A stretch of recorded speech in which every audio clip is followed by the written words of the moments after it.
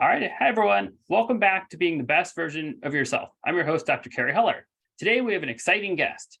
We have Lisa, who's going to tell us a little bit about what she does, and then we'll jump right in.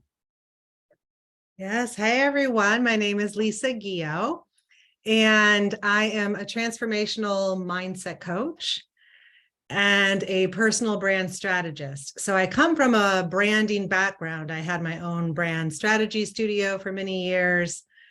I also worked in design agencies and studios with clients like Pottery Barn Kids, Crate and Barrel, Paper Source.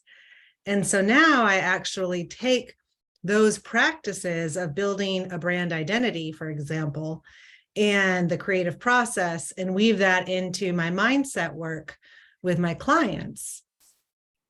All right, great. Well, happy to have you. Thanks for the introduction. And so let's jump right in. So why would the idea of personal branding be important or helpful to someone? How does that connect to mindset? Well, personal branding is kind of a loaded word. A lot of people have ideas about it, whether it's selfish or we shouldn't show up this way, or I don't even have a brand identity or a personal identity or a personal brand. But it actually really weaves into thought leadership, personal branding, your reputation, your character, how you show up in a room. And so taking a lot of it sounds a little bit trite, but a lot of the brand strategy work that I do with clients to develop their website or their book or, a set of printed materials, those ideas and that process can easily translate into personal branding or thought leadership. I think it's a really interesting use of words because you can show up and be a leader, no problem, and have a great staff, a great business, a great career.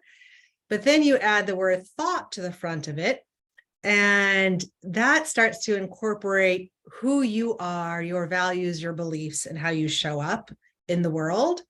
Similarly, personal branding, the personal side is, again, it's just a reflection of your values, how you want to show up, the conversations that you want to be in. And then the branding part is how it then reflects out to others and how other people perceive you. Okay, great. Well, so it sounds like one of the things that I'm hearing with this is that, if someone sort of wants to convey certain things to other people, thinking about it, whether you use the term branding or something else, it's the idea of really focusing on, this is who I am as a person. Is that sort of matching what I'm actually showing to others? Exactly. Because when you so for example, if you consider yourself a calm, serene person, you think that way of yourself, but you show up and you're a tyrant out there in the world, right? There's a total lack of communication between yourself and how you're showing up in the world. And so when you align those things and you actually come from a place that's connected to who you want to be, how you want to treat others, how you want to be treated, and reflect that really becomes what I call your personal leadership style. And then others start to see you in that way. Right. Well, and I guess I think about this from a parenting perspective as well. The idea of thinking about, how would you want your kids to view you? Kind of in, a different kind of leadership, but a very important and different way. Yeah, no kidding. I've got 2 kids and 2 stepkids as well. So I've got sometimes I call it my zoo because we've got kids in college and kids in 4th grade. And trying to, I don't know, wrestle is the word that's coming up for me, but like how to wrestle with all the personalities in the house and, show up from a place that I'm loving and caring and active listening. It definitely takes practice. Yeah. And I think it also gets to the idea too of like being authentic, that if you're trying to portray something that's not really who you are as a person, oftentimes it's clear that it comes off that way, but that probably doesn't really work so well in terms of navigating stuff if you're not really being authentic. Yeah, it becomes very exhausting, I would think. Yeah. And I think, something you mentioned a few minutes ago about this idea of branding kind of in a business world is that, in certain professions, sort of how you're branded as a person reflects sort of your direct role in that job, depending on the particular sort of field it is. I mean, some it's easier to separate out than others, but I think that's also an important point, that sometimes, the carryover, sort of is there from a work, however your image is in the working world versus your image sort of in your personal life, and the two kind of can go together. Yeah, that a lot of clients start their conversation with me at that point where they feel like who they are at work is one way, and then when they get home, they're a totally different way. And so whether that's at work, they're feeling exhausted or burnt out, or always have to show up as being, quote unquote, on from like an extroverted place. And then they go home and they bring that exhaustion, or they just like turn off when they come home.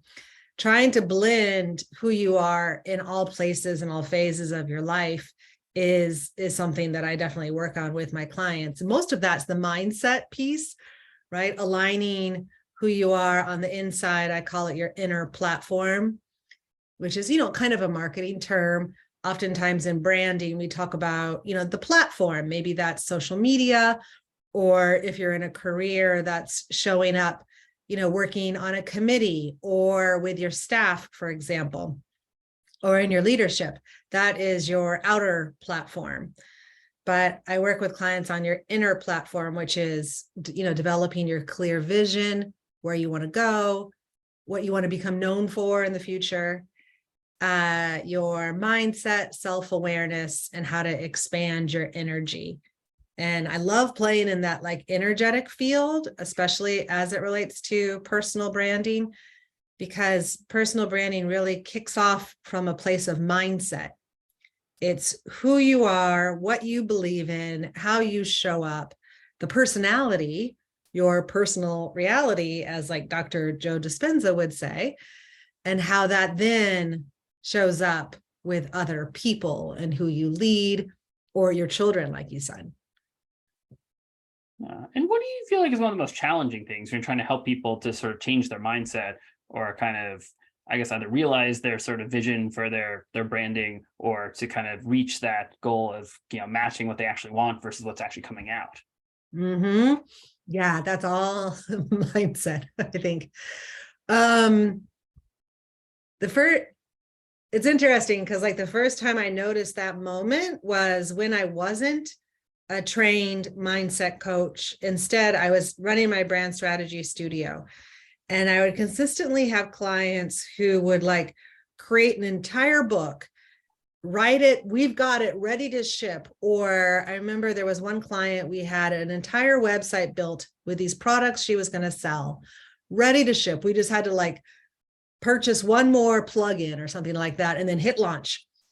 And they start throwing up all these things to like block launching. No, we're not ready yet. Oh no, I don't want to spend that $60 on that plugin.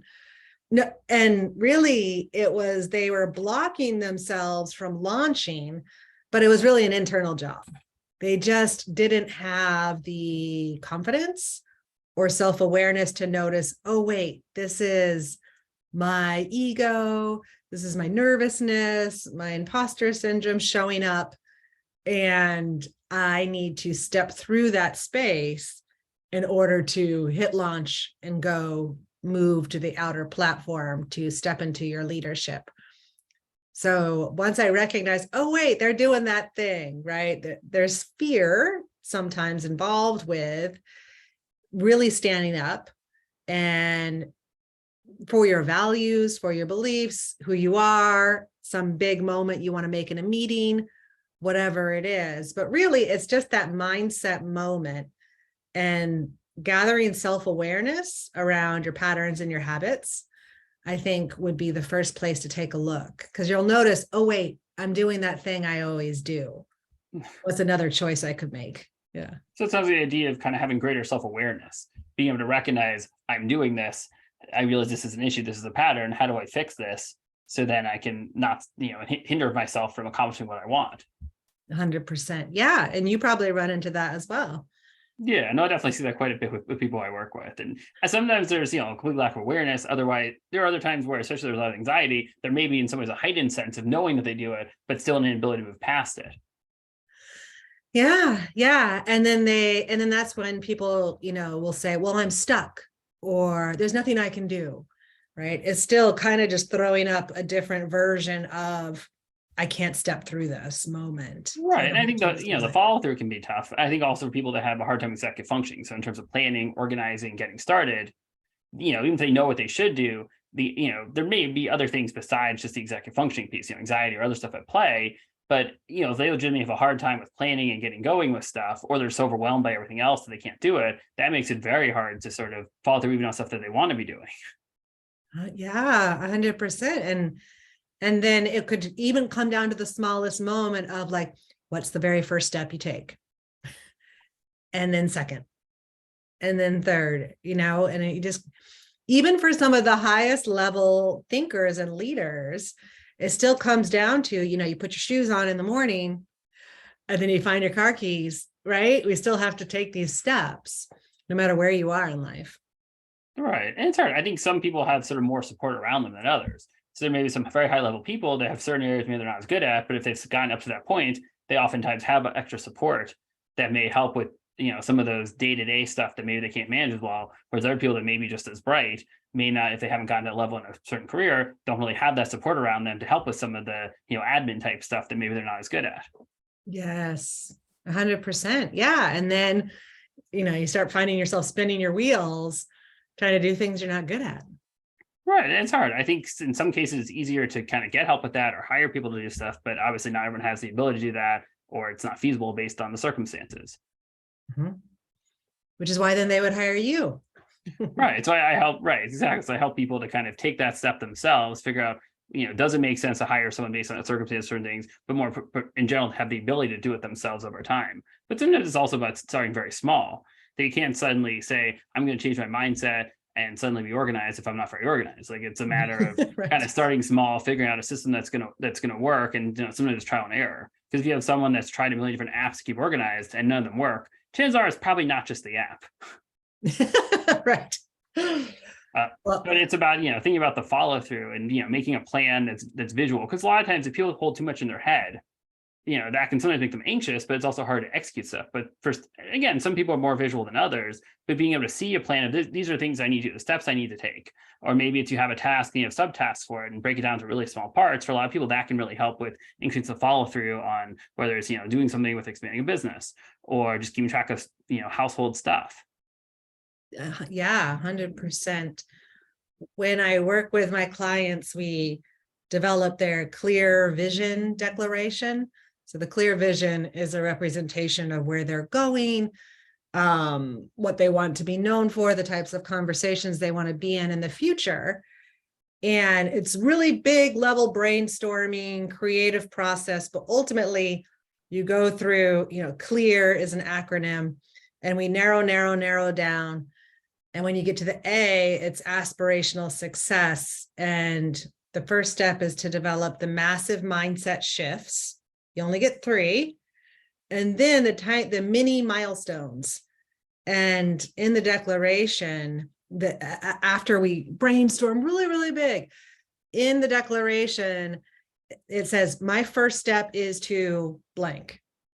Because they've got to have something. So the next day, after you have this huge, big brainstorming moment, you have this piece of paper that says, okay, my first step is to call so-and-so, right? It's got to like get them to hit launch and then start going.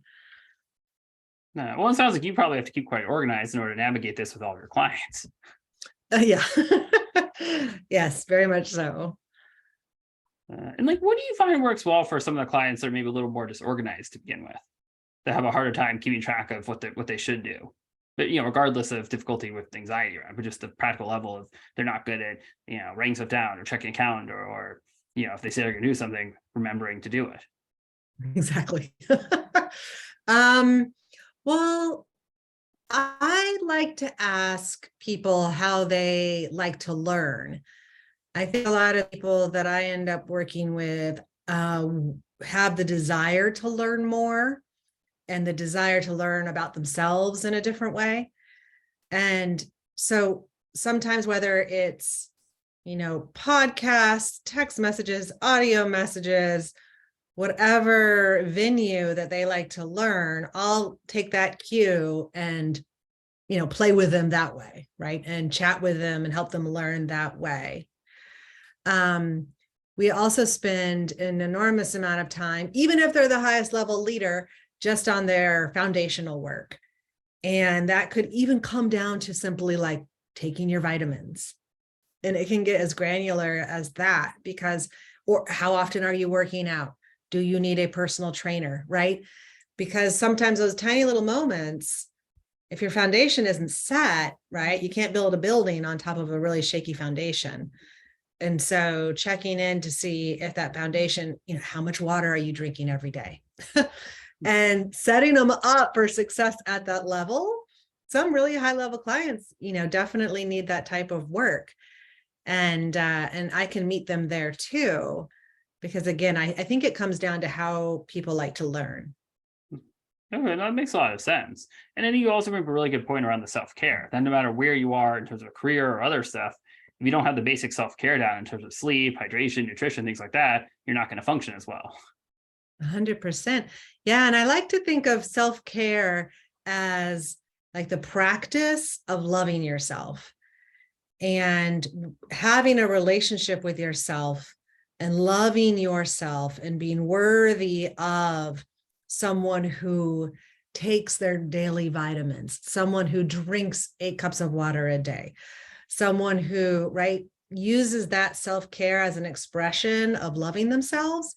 It starts to kind of weave in a new storyline too, versus I can't drink another cup of water today, right? Or, we start to toss out some of these self-care things pretty quickly when it becomes a burden. Yeah. And I think there's also a difference between someone that just says, I can't do this and is fully aware of it versus, keeps forgetting to take their vitamin. Mm-hmm. Yeah, no, I agree. Yeah. I mean, because one of the things I spend a lot of time working with people on is even the basic stuff of, remembering to brush teeth or take vitamins, whether it's, use a, reminder, let's say in the reminders app or a task list or a calendar event, something that gets your attention, or, an Alexa, something that gets your attention. So this way you don't have to worry about remembering it if it's not something that naturally occurs and is easy to remember to do. Yeah. Well, you mentioned that, and I've got my daily planner here, and on it at the bottom, I will put V with a little check box next to it for vitamins, W with a little check mark next to it for water, right? M, meditation, and my meditations last all of maybe 5 minutes tops. But I just feel so like rewarded when I get to check them off every day. So yeah, I kind of do the same thing. Very cool. Yeah. I mean, like what I use for mine, I'm definitely more of a digital person. First, I know some people are more paper, and obviously it's personal preference. But like I use reminders app, for example, for a lot of stuff. And I have the same thing where I have, take my vitamin, meditate, periodic reminders to drink water, whatever else makes sense to have in there. And, I think it definitely helps. There's that satisfaction of clicking it to mark it off, but then it's one less thing I have to remember to do because it's just, I see the list and I can follow it. Yeah. And I think it's like your future self is setting you up for success each and every day if you do that. Right. And especially when you can automate it, then you don't even have to keep plugging it in each day to do it. It's just you set it once and it's there each day. Yeah. What other apps do you enjoy using for those purposes? It depends. I mean, a lot of it is, I think, first of all, I think a lot of times it's the simplest apps that people have access to pretty easily. It's not often like this fancy app that's sort of a be all and end all. Like it's so for example, the idea I often suggest people, having a calendar. So whether it's Apple Calendar, Google Calendar, having, some basic calendar program. I mean, the nice thing is Apple Calendar, Google Calendar can pretty much sync with almost all other calendar apps. So if there's a certain app you like, you can run it from a Google Calendar or an Apple Calendar into there. So it gives you a lot of flexibility to view your stuff in different ways, but you have a very centralized system that you can use that, crosses over lots of different platforms. Mm-hmm. So usually a calendar and then a task list.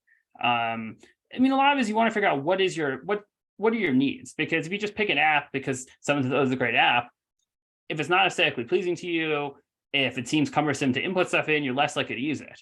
So I would sort of figure out, what do you want first? Do you like color coding? And then figure out from there what particular program might make sense. I mean, some of the common ones that I often use a lot are, people are Todoist is one, TickTick, I mean, to-do list, I think, is very well known. Tick is not. Tick is really interesting because I think it's sort of it's similar to to-do list, but I think the interface is a little bit simpler. It has some interesting features, like it has a habit tracker. So you could put, drink water, work out, and then it allows you to mark off each time you do it. So it keeps track of, sort of how are you working towards achieving these certain habits. Yeah, that's a good idea.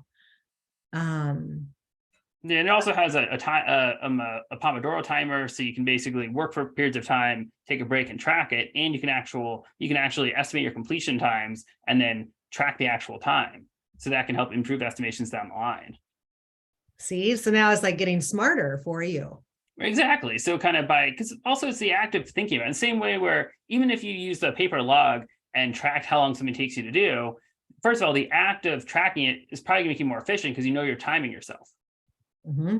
And then pair with the idea, especially if it's similar tasks that you do over and over again, if you have absolutely no idea how long it takes, it's going to be really hard to sort of make estimations that are accurate. But if you track it, then over time, you're going to be able to make more accurate estimations and planning is going to get easier.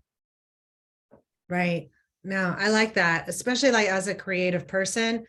I spent 2021 writing a book that's going to be coming out in April. And I would write it in the mornings before the household would wake up. And I would use Insight Timer, which is, it's a meditation app, but I just use it for its music. And I would set it, right? Like I'd find a 40-minute track, I'd set it, forget it, and then write and think and do, doodle, whatever. And then the track would end. And I'd be like, oh, that's my cue. Okay, I'm done. And then I put my stuff away. So it doesn't have to be like an alarming alarm. And I used it for creative purposes and found a way to do it with like really beautiful free music because Insight Timer is free. Yeah, well, that is a great idea and a great suggestion. And I think it also gets at the idea that by keeping track of the time in a certain way, especially something automated, you don't have to constantly look at the clock to figure out how much time do I have left. Because depending on what you're doing, that can really take away your focus. I mean, I do that a fair amount when I'm writing testing reports or articles. Like I want to be able to be immersed in that. I don't want to constantly be figuring out, how long till I have my next appointment. And so what I'll do is I'll set an alarm for a period of time. Sometimes it's the time I actually have to stop. Sometimes it's sort of a warning alert. And so it says to me, I know I have 20 minutes left. So it gives me to start thinking about wrapping up. But the idea then is that I can then be immersed in whatever I'm doing without having to worry about the time and keep looking at it. And then I'm also pretty unlikely then to forget about an appointment or something because I've clearly going to get interrupted based on the alarm when I need to stop what I'm doing to move on to whatever's next. Yeah. I definitely use tech to support my ability to stay on time for things. Yeah, there's a lot that you can do, but I think it's also a matter of making sure that because there's so much out there that you actually have it organized in some way. Because otherwise it's really easy to get yourself disorganized with and not have any idea how the stuff that you use actually works or links together. Yeah, 100%. Like mine is a blend of paper reminders like this. I've got a large paper calendar for the house. I've got Google Calendar that's synced up with Calendly, but it has taken me a long time to find that that's my rhythm and that's what works best for me. And how even yesterday I was like narrowing down the types of Calendly events that I want to have turned on or turned off. So it's always kind of a rotating moment to refine. And even in like we were talking about branding, showing up as a leader, as a personal brand, narrowing and refining, how someone interacts with me and interacts with my time, like Calendly, for example. And the language that I use on how you can book an appointment with me is a reflection of how they're going to value your time also, which is an interesting place to play as well. Yeah, and I think another point you brought up kind of in the context we just mentioned, this idea also of like think about the mindset of always sort of wanting to improve in some way. That if you never really, unless something's going terribly, you may not necessarily evaluate, I need to change this. But as long as it doesn't turn to sort of a perfectionist tendency, the idea of saying, how can I do this better? Like I periodically different stuff will evaluate, can I do this more efficiently? Is there a better way of doing this? Like I've gone through various iterations of, online scheduling, or I used to use Calendly. And then because I realized I didn't use it that much, at one point Google released some new, I I forget what it's called, but something where basically it's like an appointment slot, but it's where you create like a booking page. And so I started using that because I didn't use the Calendly enough anyway. And and basically this is free, it's included what I'm doing, and it's one less calendar I then have to set Yeah, to I start with the know. availability. And so that even years ago I used to basically take time, I had a set block of time each week to make receipts for the week. And then I realized at some point, instead of taking time to be able to do that, I can do it automatically through any sort of online portal that they'll automatically generate the invoice for you. And so I switched it, and then it saved me at least 45 minutes per week. Oh, see, now you're talking my language. It's like, Yeah. how can you narrow down, refine and optimize time? Yeah, I find that stuff fun.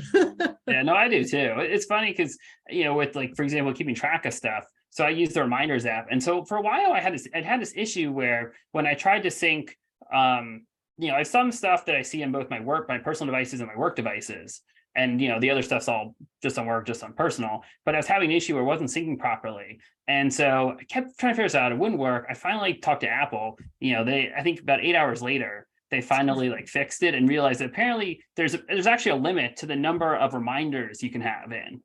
And because what happens is apparently I was being really productive, because what it does is apparently if you don't clear the complete reminders, that counts towards the quota. So I think with one of the updates, I don't know that the quota is still there, but I think at the time it was like 50,000 things plus like whatever you have in a calendar. Oh And so like basically stuff stopped syncing because apparently I had like 50,000 something, reminder, including all the completed ones over the years. Okay, so you win. I don't know if anyone's ever had that problem before. And it was definitely an unusual thing, but it definitely has worked a lot better since I learned how to clear them all. Exactly. Yeah, I hear you on that. That's hilarious. And then Google, it took them 8 hours to figure that out. Yeah, well, that was, I think, the second time. The first time they just had no idea what to do, and I think at that point it didn't seem like a big enough issue, so I didn't push it. But then I got to the point where it was messing up my productivity because I was putting stuff in on one device and it wasn't syncing. So then I realized that I made a plan, but it's not actually saving. So then that's taking me more time because it's not working properly. Yeah, and And then I almost switched to a different platform too, but I don't know. I at one point just want to give one more try because I just feel like for me, since it's built in some ways it's easier. And since I had so much in there, it would have taken me a while to then transfer it all into another program. Yeah, I've run into that problem too. And then you're paying $20 a month for this, and you're paying $10 a month for this, and it's just not efficient. Right. Yeah, but it's hard. But also when you're working on projects with other people, like I used to do this for some of the stuff on board and kind of manage things. And so I use that just because that makes more sense for that particular thing.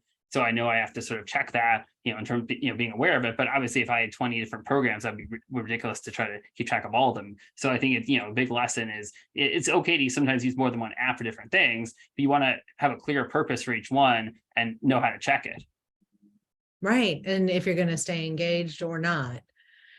Right. Yeah. And the same thing in general notifications, getting rid of the ones that you really don't need to begin with, because also the more you get used to ignoring notifications, the harder it's going to be to actually follow the ones that you need.